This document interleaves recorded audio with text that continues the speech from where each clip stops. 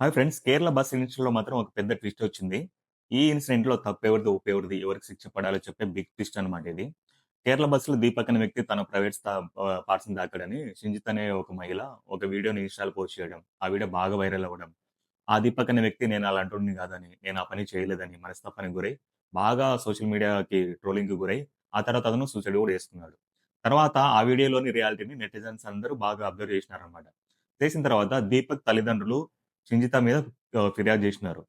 ఆవిడ కావాలని దీప దగ్గరికెళ్ళి వైరల్ కావడానికి వ్యూస్ కోసము, ఫాలోవర్స్ కోసము, లైక్స్ కోసము, పాపులారిటీ కోసము కావాలనే దగ్గరికెళ్ళి ఆమె శరీరాన్ని తాకించి మరీ వీడియో తీసిందని బయటపడింది.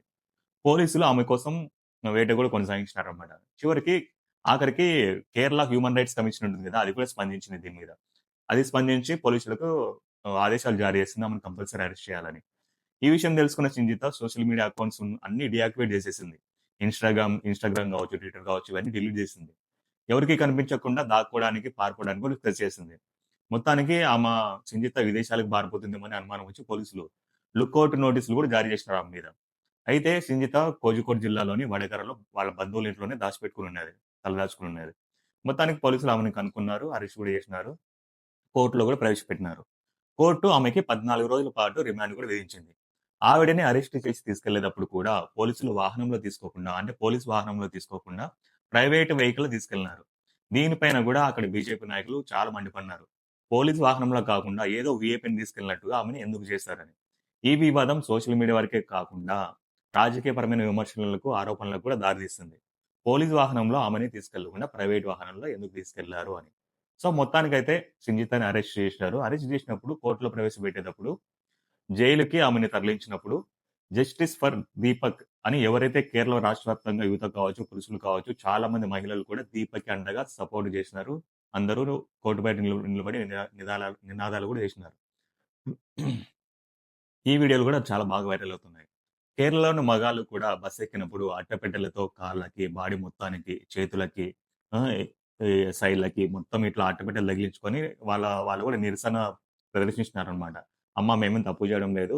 దయచేసి మీరు మా మీద రీల్స్ చేసి వైరల్ చేయకండి. మా ప్రాణాలు తీయకండి" అని ఒక రకమైన నిరసనని పురుషులు వ్యక్తం చేశారనమాట. ఇది కూడా దేశవ్యాప్తంగా వైరల్ అవుతుంది. మొత్తానికైతే చింజితని అరెస్ట్ చేసినారు. ఆమె మీద 108 సెక్షన్ కింద కేసు నమోదు చేసినారు. ఆత్మహత్యకు ప్రేరేపించడం అనే నేరం మీద ఆమెను అరెస్ట్ చేసినారు. ఈ కేసు గనుక రుజువైతే ఆమెకి 10 సంవత్సరాలు జైలు శిక్ష పడే ఛాన్సెస్ ఉన్నాయన్నమాట. సో, ఇప్పుడు దీపక్ చనిపోయాడు కాబట్టి ఆయన మీద మనం సానుభూతి చూపించాలనా? సునీత తప్పు చేసింది కాబట్టి ఆమెకి జైలు శిక్ష పడాలనా? అని ఒకసారి మాట్లాడుకుంటే అసలు దీపక్ ఎలాంటోడు? ఏంటనేది ఇప్పుడు ఒక విషయం బయటపడిందన్నమాట రీసెంట్‌గా. చనిపోయిన దీపక్ మనకందరికి తెలుసు. అతను కోజికోడ్ జిల్లాలో సేల్స్‌మెన్‌గా పనిచేస్తున్నాడు. సరిగ్గా 1 ఇయర్ బ్యాక్ దీపక్ అదే బస్సులో అంటే అలాంటి బస్సులో ప్రయాణం చేస్తున్నప్పుడు ఒక అమ్మాయి అతని పక్కన కూర్చుందంట. ఎందుకో తెలీదు గానీ, ఆ అమ్మాయి కొంచెం బాధపడుతూ ఉంది. కొంచెం టెన్షన్‌గా ఉంది. కొంచెం ఇబ్బంది పడుతూగా ఉందన్నమాట. దీపక్ ఉండి మ్యాటర్ ఏంది అని అడిగితే అంటే ఆ అమ్మాయి చెప్పలేదు గానీ, అమ్మాయి యాక్చువల్లీ పీరియడ్స్‌లో ఉంది. అమ్మాయి హెల్త్ బాలేదు. కాలేజ్‌కెళ్తుంది. చాలా ఇబ్బందిగా కంగారుగా ఉందన్నమాట. కూర్చొనున్న దీపక్ ఈ విషయాన్ని గమనించినాడు. గమనించి వేరే విషయాలు ఏమి ఆడకుండా "ఏంటమ్మా కొంచెం డల్‌గా ఉన్నావు. ఆరోగ్యం బాలేదా?" అని ఒక పారాసిటమాల్ టాబ్లెట్ ఇచ్చి అమ్మాయికి ఇచ్చినాడంట. ఆ అమ్మాయి టాబ్లెట్ ఏసుకుంది. వేసుకున్న తర్వాత గూడా "ఏంటమ్మా ఇంకా బాధపడుతున్నావు? ఏదో టెన్షన్ పడుతున్నావు. విషయం ఏముంటే చెప్పు" అంటే ఆ అమ్మాయి చెప్పిందన్నమాట ఇట్లా. "నేను పరీక్ష రాయడానికి వెళ్తున్నాను అన్నయ్య. పరీక్ష పాస్ అవుతానో లేదా ఫెయిల్ అవుతానని భయమేస్తుంది" అంటే, ఒక అన్నయ్యలాగా, ఒక తండ్రిలాగా "నాకు కూడా 41 సంవత్సరాలున్నాయమ్మా. నేను కూడా ఎప్పటికి భయపడుతూనే ఉంటాను. ఉద్యోగం చేసేటప్పుడు, కుటుంబం కోసం ఈ సాలరీ సరిపోతుందా లేదా అని. ఒకవేళ ఉద్యోగం పోతే నా పరిస్థితి ఏంటి అని. సో, అలాంటి భయాలు నాకు కూడా ఉంటాయి. బట్ నా ఫేస్‌లో ఎలాంటి భయం కనిపిస్తుందా నీకేమన్నా? సో, భయాన్ననేది మనం దాచేయాలి, మింగేయాలి. ధైర్యంగా ముందుకోవాలి. ధైర్యంగా పోరాడాలి. జీవితం అంటే అదే.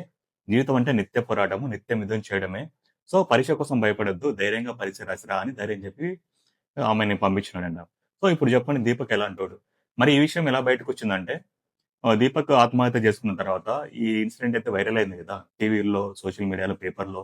ఈ న్యూస్ చూసిన తర్వాత ఆ అమ్మాయి ఎవరైతే ఉందో, ఆ అమ్మాయి సోషల్ మీడియాలో ఈ న్యూస్‌లన్నీ చూసి బయటకొచ్చి చెప్పిందంట. దీపక్ అలాంటి వాడు కాదు ఆయన. ఆయన క్యారెక్టర్ అలాంటిది కాదు. నేను పక్కన కూర్చున్నప్పుడే ఆయన నాకు బాగా ధైర్యం చెప్పినాడు. తను నన్ను బాగా సపోర్ట్ చేసినాడు. సో, ఆయన ఇలాంటివి చేస్తాడంటే నేను నమ్మను. సో, ఆయన ఎలాంటోడు అని ఆయన క్యారెక్టర్ మీద ఆ అమ్మాయి చెప్పిందంట. ఇప్పుడు అది ఆహ్, చాలా బిగ్ న్యూస్ అన్నమాట అందరికి. దీపక్ క్యారెక్టర్ గురించి దీపక్ అలాంటోడు కాదు అని చెప్పడానికి అదొక లివింగ్ ప్రూఫ్ అన్నమాట ఇప్పుడు. చింజిత ఒక్కటే గాదు. చింజిత లాంటి వాళ్ళు సోషల్ మీడియాలో కోకొల్లలున్నారు. మగాళ్ళు ఉన్నారు, ఆడాళ్ళు ఉన్నారు, యువతులు గూడా ఉన్నారు, యువకులు గూడా ఉన్నారు.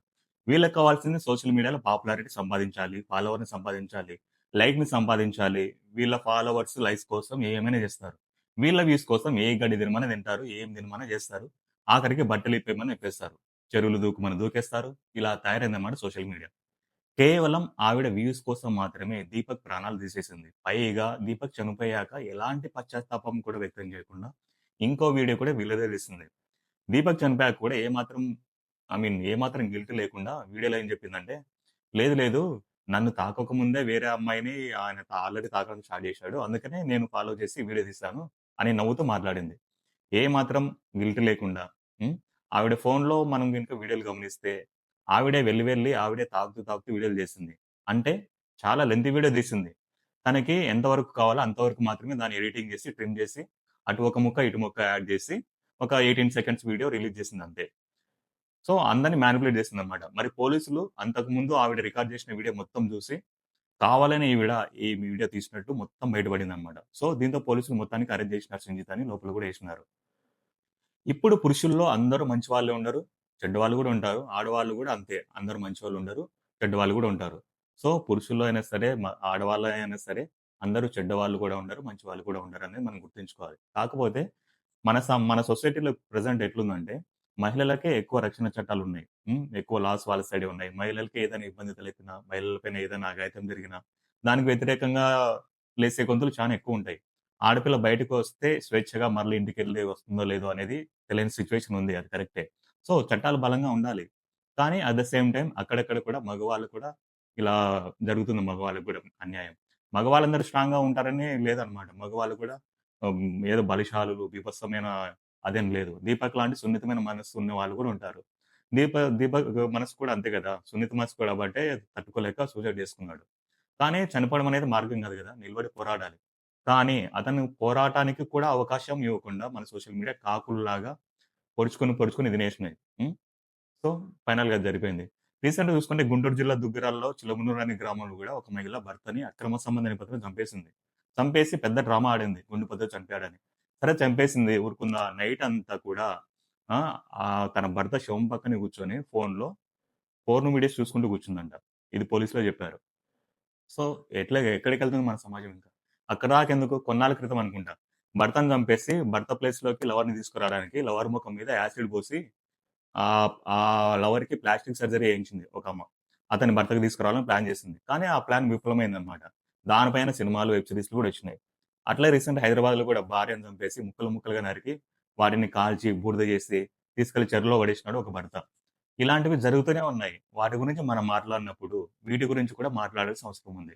పురుషుల్లో కూడా సున్నితమైన మనస్కులు ఉన్నారు. మంచి వాళ్ళు కూడా ఉన్నారు. మహిళల్లో కూడా ఇలాంటి దుర్మార్గులు ఉన్నారు. అరే! మొన్నటికి మొన్న 'శివాజీ' గారు కొంచెం బట్టలు సరిగేసుకోండమ్మా అన్నందుకు నెల రోజుల పాటు రాద్ధాంతం చేసినారు. కేసులు పెట్టినారు, డిబేట్‌లు పెట్టినారు. మా ఇష్టం మేము విప్పుకొని తిరిగేస్తాం. మేము ఇట్లనే ఉంటాం. కానీ మీరెవరు మాకు చెప్పడానికి? ఆ! మీరు మాత్రం మమ్మల్ని చూడొద్దు. అరకొర బట్టలేసుకొని మేము రోడ్డు మీదకొస్తాము, తిరుగుతాము. కానీ మీరు చూడకుండా ఉండాలి. అంటే ఎట్లుంటారు చూడకుండా? నువ్వు చూడొద్దు, నువ్వు కళ్ళు మూసుకో, నువ్వు కళ్ళజోడు పెట్టుకో, వెళ్ళిపో అంటే కుదరదు గదా! సమాజంలో మనం బ్రతకడానికి మనకు సంస్కృతి ఉంది, సాంప్రదాయం ఉంది. మనకు ఆధునికత కావాలి. సమాజం మారిపోతుంది. దానికి తగ్గట్టు మనం కూడా మారిపోవాలి. అలాగే మోడర్నైజేషన్ వైపు వెళ్తూ కూడా జెన్‌జెడ్ కిడ్స్ అంటారు గదా! మనం ఫాలో అవ్వాలి దాన్ని కూడా. అట్ ద సేమ్ టైమ్ మన సంస్కృతి, సాంప్రదాయాలను కూడా కాపాడుకోవాలి. భారతదేశ భారతదేశ విశిష్టతను కూడా కాపాడుకోవాలనమాట. ఎక్కడైనా ఏదైనా ఇలాంటి సంఘటన జరగగానే నిజానిజాలు తెలుసుకోకుండా కొన్ని చోట్ల వుమెన్ కార్డ్స్ వాడతారు. కొన్ని చోట్లనేమో క్యాస్ట్ కార్డ్‌లు. ఇంకో చోట రిలిజియన్ కార్డ్స్ వాడేస్తుంటాం. ఇది బాగా ఫ్యాషన్ అయిపోయింది ఇప్పుడు ప్రెజెంట్ అయితే. ఇప్పుడు దీపక్, సింజిత విషయంలో కూడా ఇదే కదా జరిగింది. ఫస్ట్ వుమెన్ కార్డ్ వాడినారు. మొదట ఆ వీడియో వైరల్ చేయగానే, అరే! ఆడపిల్లలంటే ఆటబొమ్మలు అనుకున్నారా? బస్సులో మీరు అమ్మాయిలని అట్లా ఎట్లా టచ్ చేస్తారు? ఆ దీపక్‌ని వదలకూడదు. ఏదో ఒకటి చేసేయాలి అని ఫుల్‌గా తిట్టినారు. కానీ నిజం బయటపడిన తర్వాత ఇప్పుడేమైంది?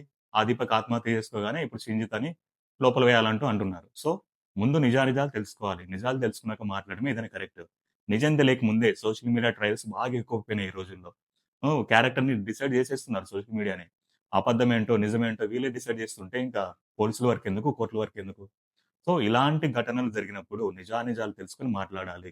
వైరల్ కంటెంట్ గదా అని నిజాలు నిజాలు తెలియకున్నా సరే ఒకరి మీద నింద వేసి వాళ్ళ జీవితాలను నాశనం చేయొద్దనమాట. సో, మొత్తానికైతే సున్నితనైతే అరెస్ట్ జేసినారు. దీపక్‌కి న్యాయం జరగాలని కోరుకుందాం మనం. ఈ వీడియో మీకు నచ్చితే please like, share and subscribe my channel. Thank you.